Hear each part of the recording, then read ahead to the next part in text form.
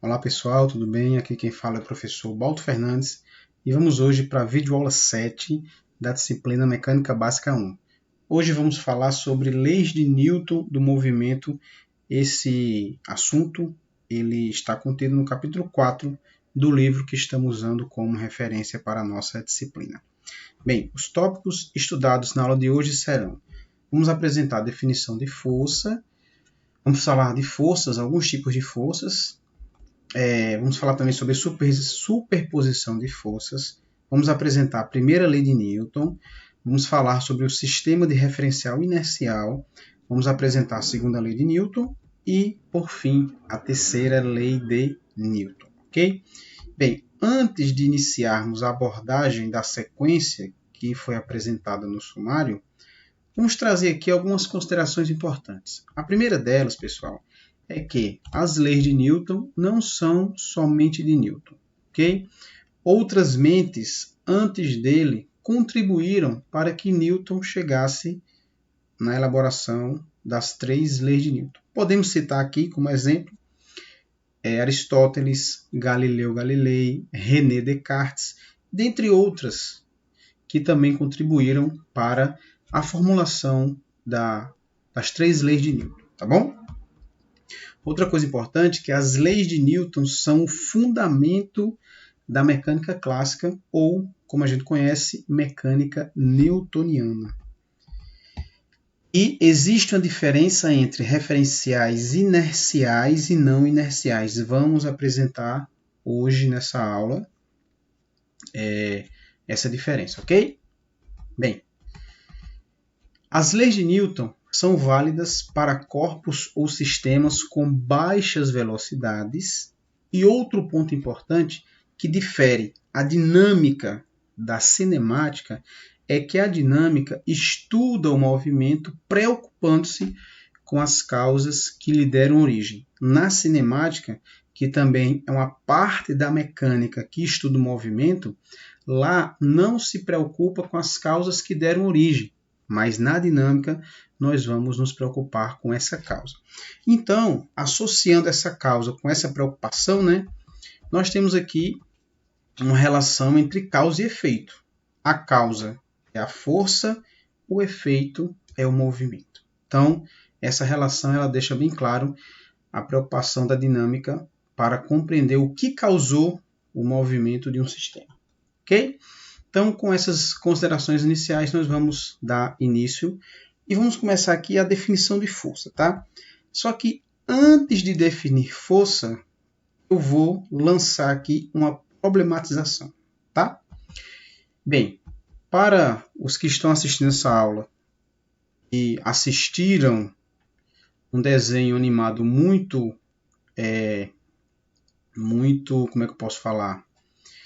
Muito comum para a época, A pergunta é: qual o erro conceitual na frase dita pelo Príncipe Adam? Então, para quem é da época, vai se lembrar que o Príncipe Adam ele dizia essa frase: pelos poderes de Grayskull, eu tenho a força. E se transformava no He-Man, tá? Então a pergunta é: qual o erro conceitual nessa frase? Pelos poderes de Grayskull, eu tenho a força, tá? Bem, pessoal, esse é um problema que o erro conceitual está justamente no trecho destacado agora. E o trecho é esse aqui, ó. Eu tenho a força, tá? Então, esse é o erro conceitual nessa frase. Por que isso é um erro conceitual? Eu organizei aqui uma sequência de ideias para vocês perceberem aonde está esse erro conceitual. A sequência é essa aqui, ó. Primeiro, ninguém tem força. Nós temos energia. Nós podemos aplicar uma força transferindo parte dessa energia realizando um trabalho, tá certo? É óbvio que no desenho animado, nos desenhos animados, não só em He-Man, mas em outros, acontecem muitas coisas e episódios que, se nós formos parar para trabalhar exatamente o que a física explica, a química e outras disciplinas, enfim, o desenho talvez perca a sua graça, né, e a sua animação, tá certo? Mas nem por isso nós podemos deixar de analisar as inconsistências conceituais que aparecem nos desenhos. Então, muito importante que vocês, depois de rever essa sequência de ideias, possa entender melhor o erro conceitual, que talvez na época que vocês assistiram, vocês não perceberam isso. Então, para fechar, ninguém tem força, nós temos energia, nós aplicamos uma força, transferindo energia, realizando um trabalho. Ok? Bem, então agora nós vamos, depois dessa discussão toda, definir força. Né? Então, força, primeiro, uma grandeza física vetorial. Se é vetorial, nós precisamos informar o módulo, a direção e o sentido. Lembrem-se das aulas que vocês assistiram de vetores. Tá? Grandeza vetorial, é preciso informar o módulo, a direção e o sentido.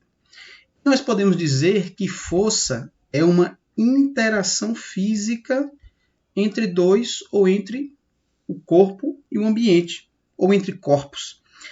E essa interação ela é capaz de alterar a velocidade do corpo e ou promover deformação entre as superfícies. Okay?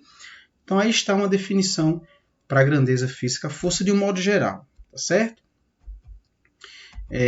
Vamos aqui agora apresentar algumas forças ou interações que nós estudamos na mecânica, certo?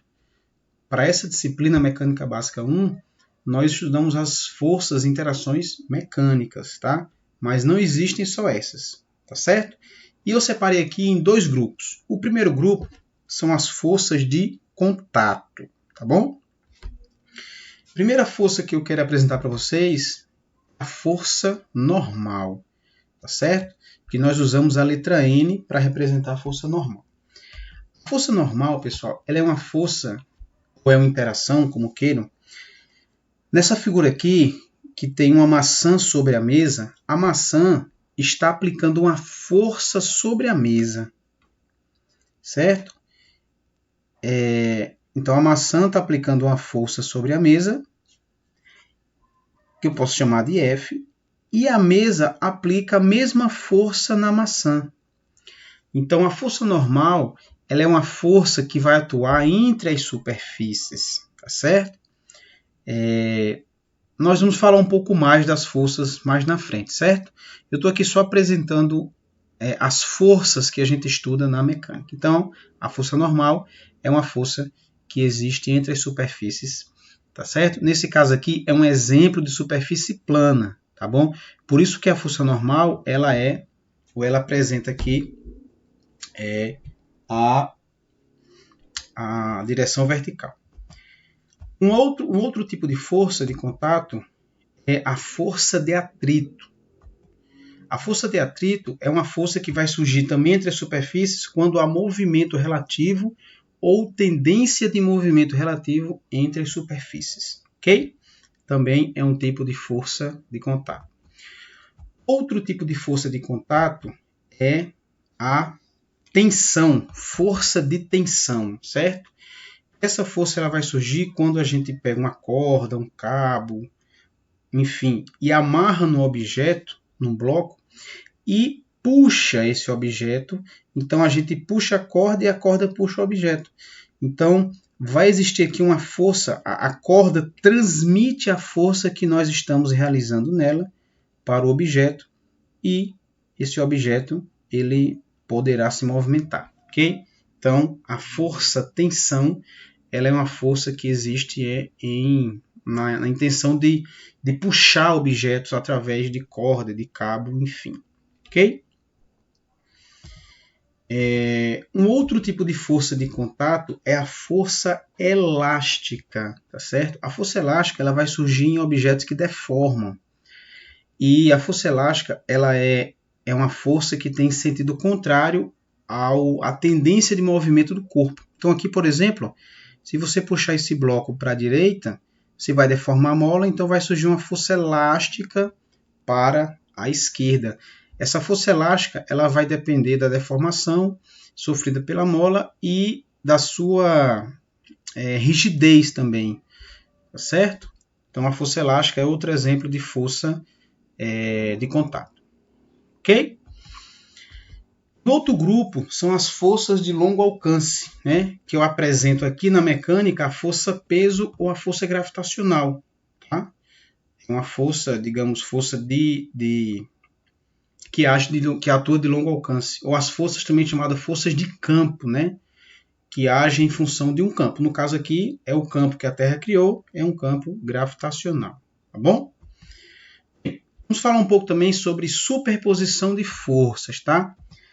Quando duas forças F1 e F2 atuam simultaneamente em um corpo, o efeito sobre o movimento é o mesmo que o efeito produzido por uma única força, que eu vou chamar de R, ou força resultante, tá?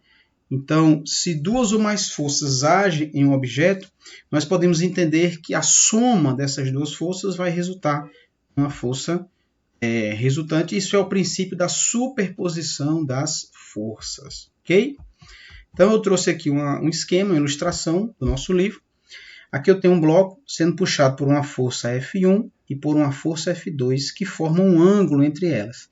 Aplicando aqui a regra do paralelogramo, nós traçamos aqui o vetor resultante R, que nada mais é do que a soma vetorial dessas duas forças, F1 e F2, ok?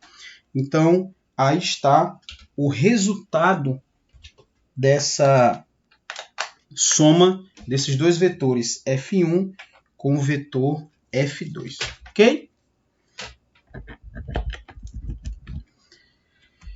Bem, vamos lá. Outra coisa que também nós podemos fazer nos problemas envolvendo força é a sua decomposição, que nós apresentamos esse trecho lá na parte de vetores.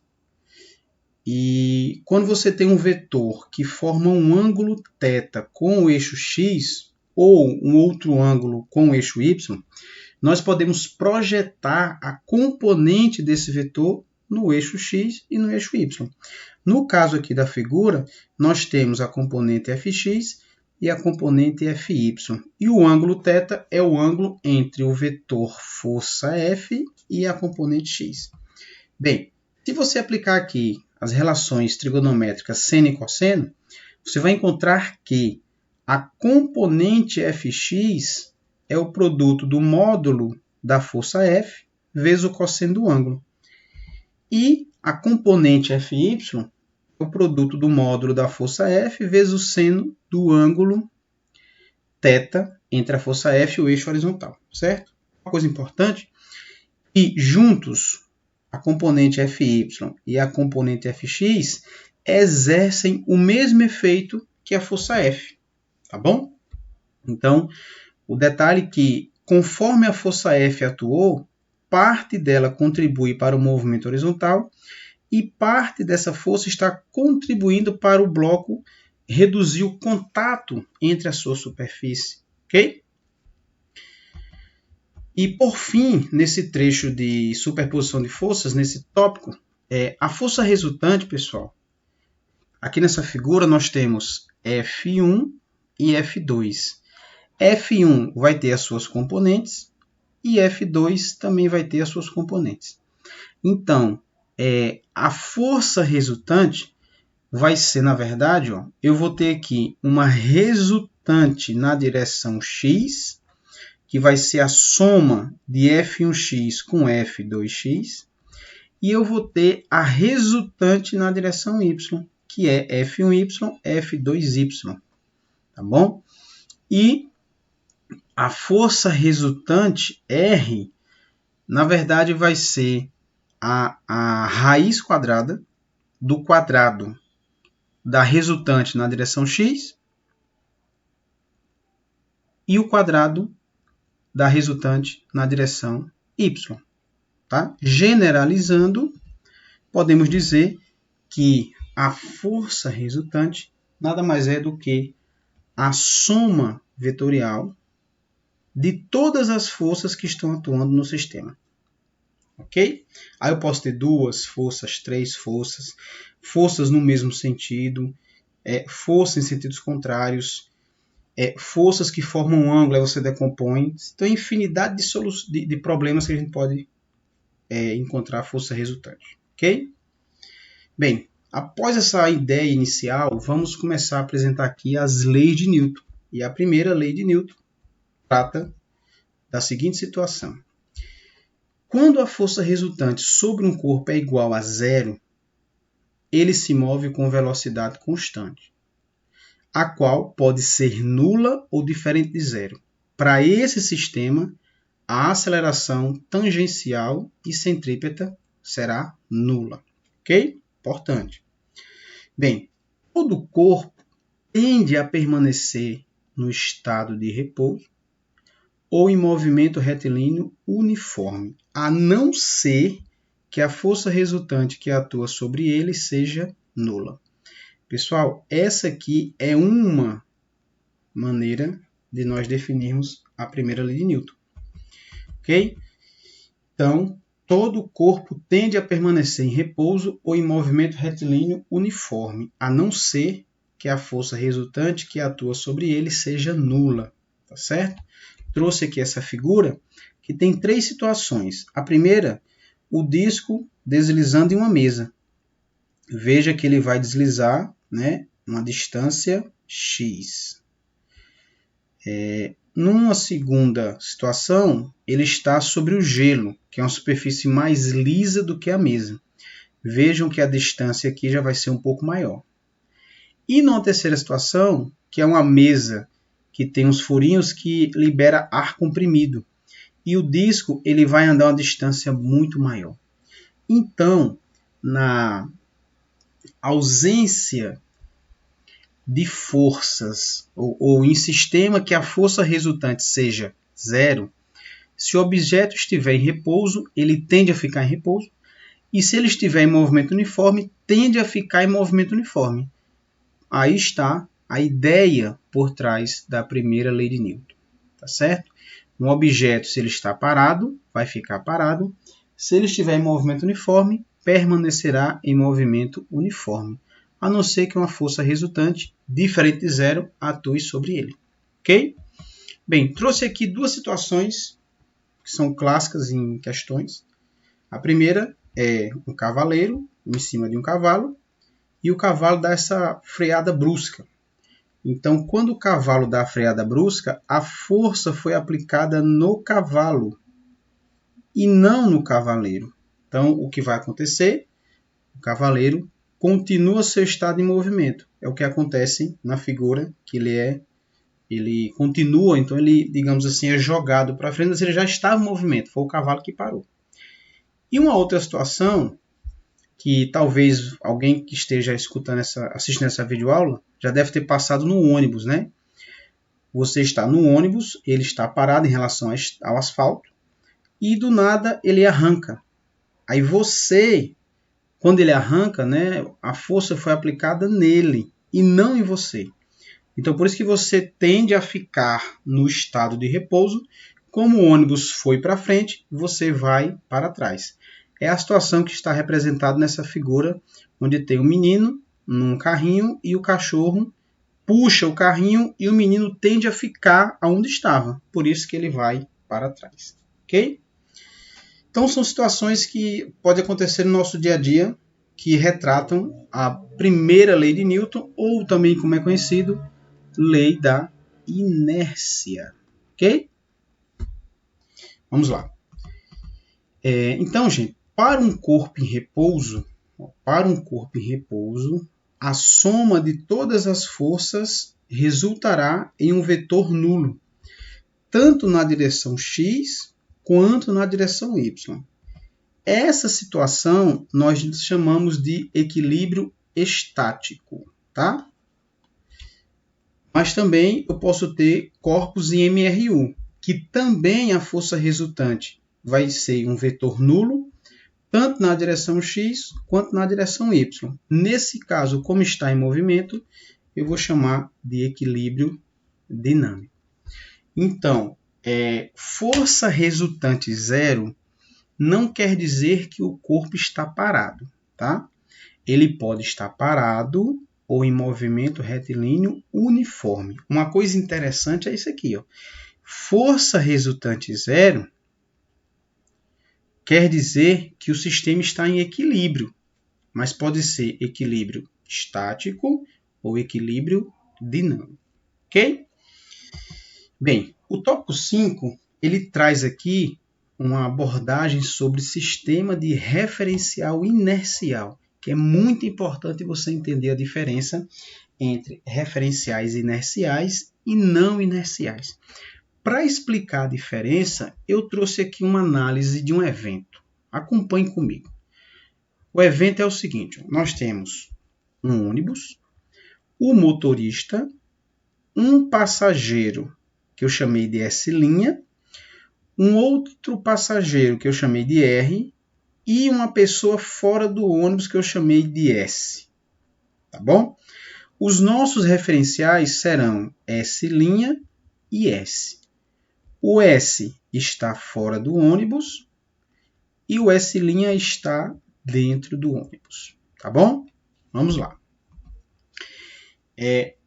Para o referencial externo, que é o que está fora, que é o S, ele vai dizer o seguinte: o ônibus e todos os passageiros movem-se com a mesma velocidade em relação ao meu referencial.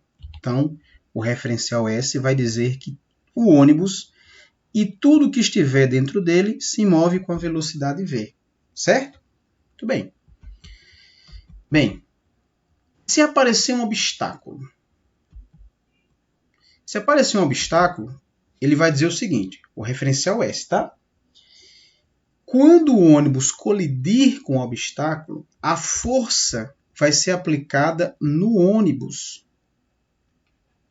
e não nos passageiros. Dessa forma, eles tendem a continuar em movimento. Que essa imagem está ilustrando isso aqui. Certo? Então, vejam que o referencial S está olhando o evento e dando o seu ponto de vista. Tá bom? Vamos lá. E se os passageiros estiverem usando o cinto de segurança? Olha o que o referencial S vai dizer. O S é o que está fora, não esqueçam. É esse aqui, ó, tá? Olha o que ele vai dizer. O cinto aplica uma força contrária ao sentido do movimento dos passageiros. Logo, eles tendem a parar. Então, o referencial S também explicou o evento se os referenciais que estão dentro, que estiverem dentro, estiverem usando o cinto de segurança. Ok? Pois bem, vamos agora olhar na perspectiva do referencial interno, que é o S'. Acompanhe comigo. Então, para o referencial S', ele vai dizer o seguinte: o ônibus e todos os passageiros encontram-se em repouso em relação ao meu referencial. Por que estão em repouso? Porque a distância entre eles não muda com o passar do tempo. Ok? Bem, e se aparecer um obstáculo? Olha o que ele vai dizer. Quando o ônibus colidir com o obstáculo, a força também vai ser aplicada no ônibus, certo? E não nos passageiros. Dessa forma, eles deveriam, presta atenção, entendam e lembrem-se que para o referencial externo, ele disse que, dessa forma, eles tendem a continuar em movimento. Só que agora, para o referencial S', olha o que ele vai dizer. Eles deveriam continuar parados. Mas, aí que vem um detalhe. Certamente, você que está agora assistindo essa videoaula já deve ter passado por isso. Você dentro de um ônibus, do lado de um passageiro, e bruscamente o ônibus freia. Você que está observando, atento, e deve estar segurando na cadeira da frente, você vê a pessoa que está do seu lado se movimentar. Mas certamente você nunca parou para se perguntar isso. Espera aí, se a pessoa estava parada, pela primeira lei de Newton, ela deveria estar parada, mas ela se movimentou. Então, olha a inconsistência por trás desse evento. É o que o referencial S' está dizendo aqui. Ó. A força foi aplicada no ônibus e não nos passageiros. Então, os passageiros devem ou deveriam continuar parados. Mas não é isso que acontece. Aí a pergunta que fica no ar. Qual foi a força que empurrou a passageira R? Não foi você que aplicou essa força. Nem foi o banco, nem foi o ônibus. Aí que está, pessoal, a ideia para você diferenciar um referencial inercial de um referencial não inercial. Como o referencial S' não consegue explicar esse fenômeno, ele é chamado de referencial não inercial. Certo? E para validar as leis de Newton para esse referencial, ele vai usar um argumento dizendo que foi uma força fictícia que empurrou a passageira R. Então, para os referenciais não inerciais, nós precisamos inserir no sistema uma chamada força fictícia para justificar a observação do referencial não inercial.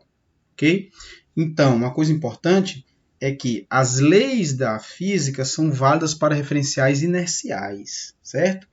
E para os não inerciais, a gente vai precisar usar aí uma força de origem fictícia para explicar eventos que nós não conseguimos explicar simplesmente com a análise preliminar do evento. Ok? Bem, chegamos aqui no tópico 6 para falar um pouco sobre a segunda lei de Newton. Bem, de acordo com a primeira lei, que nós já vimos, se a força resultante for zero, eu posso ter uma situação de repouso e uma situação de movimento uniforme, ok? Mas, se uma força resultante que atua sobre um corpo faz com que o corpo acelere na mesma direção que a força resultante, aí a soma das forças não é mais igual a zero, certo? Bem, para essas situações, né, no caso aqui a figura trata isso, ó, inicialmente nós temos uma situação de um disco se movendo em uma superfície e a força resultante é zero. Então, a aceleração vai ser nula, logo a velocidade é constante. Então, aqui nós temos um mRu. Numa situação B, nós temos agora uma força resultante atuando no sentido do movimento. Então, se tem uma força atuando no sentido do movimento, eu vou ter aqui uma aceleração. Logo, a velocidade vai ter uma variação, aqui vai ser um movimento acelerado. E numa situação C, a força é contrária ao sentido do movimento, que vai proporcionar também uma aceleração, só que agora o movimento vai ser retardado. Então, quando a força resultante que age no sistema for diferente de zero, o módulo do vetor velocidade não mais será constante. Ok? Bem, então, nós podemos dizer o seguinte, ó, a razão entre o módulo da força resultante e o módulo da aceleração é constante independente do módulo da força resultante. E essa razão vai fornecer justamente a massa do objeto, certo? Que você pode escrever da seguinte forma.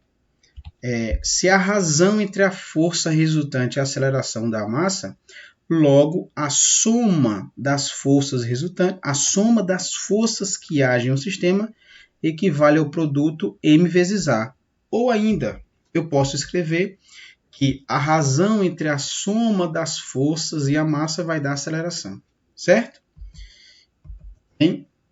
Então, a razão entre o módulo da força e o módulo da aceleração a gente chama de massa inercial ou simplesmente de massa. Então podemos agora resumir isso aqui, né, e dizer o seguinte: quando uma força resultante externa atua sobre um corpo, ele acelera. A razão possui a mesma direção e o mesmo sentido da força resultante. O vetor resultante é igual ao produto da massa do corpo pelo vetor aceleração do corpo.